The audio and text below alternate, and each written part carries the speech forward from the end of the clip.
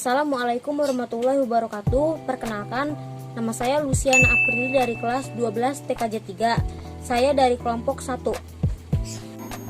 Perkenalkan, nama saya Miftahul Nadia. Saya dari kelas 12 TKJ 3. Saya dari kelompok 1. Assalamualaikum warahmatullahi wabarakatuh. Perkenalkan, nama saya Nisa Naul Azhar Siregar, kelas 12 TKJ 3. Saya dari kelompok 1. Perkenalkan, nama saya Ence Kaira Rajis dari 12 TKJ 3. Saya dari kelompok 1. Perkenalkan, nama saya Eldi Fikransyah, kelas 12 TKJ 3. Saya berasal dari kelompok 1. Bioskop mini atau bisa disebut proyektor mini adalah satu buah alat optik yang menayangkan sebuah gambar diam. Proyektor mini ini juga dapat menayangkan gambar gerak maupun video dalam proyeksi yang lebih besar. Seperti proyektor pada umumnya, proyektor ini akan diarahkan ke suatu sektor horizontal datar yang akan bersifat monitor privat ataupun dinding. Fungsi proyektor bioskop mini. 1. Sebagai alat presentasi. Penggunaannya dalam memaparkan presentasi akan dapat membuat penjelasan menjadi lebih mudah atau lebih atraktif. Tampilan gambar ataupun animasi pada presentasi membuat audiens lebih akan mengerti maksud dan isi dari presentasi tersebut. 2. Sebagai media informasi.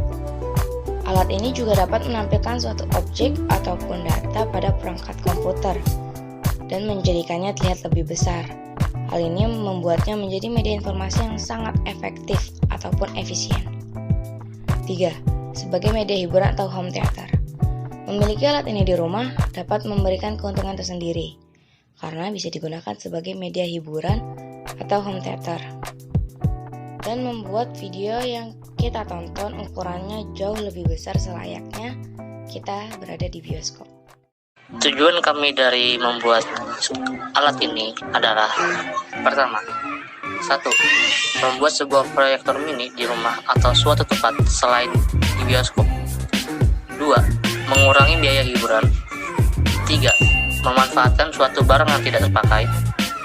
4. Menambahkan kreativitas di jenjang pendidikan.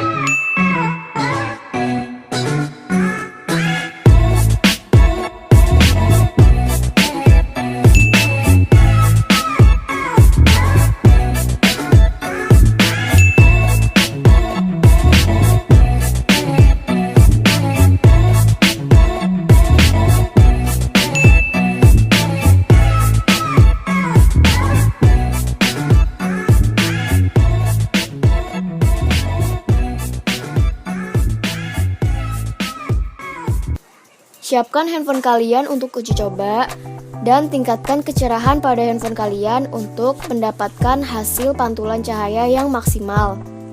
Dan jangan lupa kita matikan rotasi layar pada handphone karena pada dasarnya kita menggunakan hukum pembiasan cahaya, yaitu pantulan yang dihasilkan oleh kaca pembesar akan berbanding terbalik pada suatu objek yang dipantulkan. Maka dari itu, kita harus meletakkan handphonenya dalam keadaan terbalik. Dan inilah hasilnya.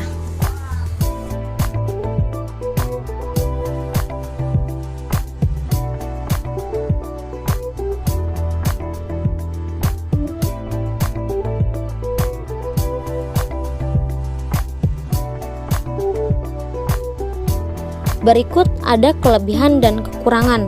1. Pada dasarnya ini hanyalah proyektor sederhana dengan prinsip kerja yang juga sangat sederhana. Maka jangan terlalu berharap gambar yang dihasilkan akan seperti proyektor pada umumnya. 2. Bila cahaya yang dipantulkan terlihat buram, maka kita perlu mengatur fokus smartphone kita di dalam box terlebih dahulu. Baru kemudian bila sudah nampak samar-samar bentuk pantulan gambarnya, maka kotak box bisa kita maju mundurkan perlahan sembari menemukan pantulan gambar yang paling cerah di layar. Semakin gambar menjadi cukup jelas untuk dilihat. 3. Semakin kotak box menjauh dari layar maka gambar akan semakin membesar, namun dengan konsekuensi gambar yang dipantulkan akan menjadi semakin buram. Hal ini dapat diatasi dengan cara mengatur kembali fokus smartphone pada kaca pembesar di dalam box. Sekian video dari Kelompok kami. Kurang lebihnya. Assalamualaikum warahmatullahi wabarakatuh.